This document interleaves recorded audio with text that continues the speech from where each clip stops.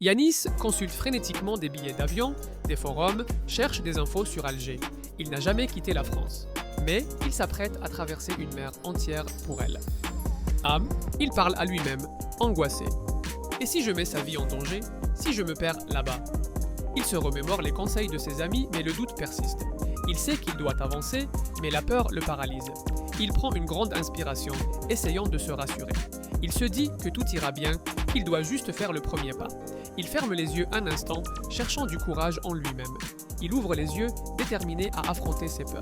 Il murmure « Je peux le faire ». Yanis confie tout à Malik. « Malik, je connais quelqu'un là-bas, il pourrait vous aider ».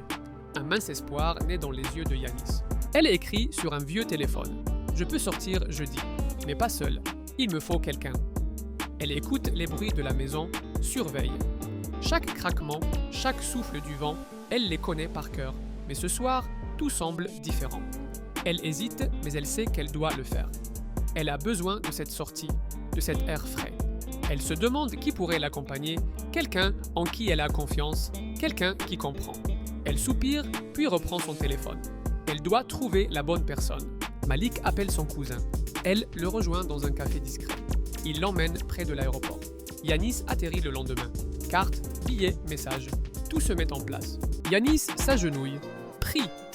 Il ne prie pas pour que tout réussisse. Il prie pour qu'elle tienne encore un peu. Il a tout essayé, les conseils des amis, les rituels anciens, même les prières silencieuses dans la nuit. Mais rien n'a changé.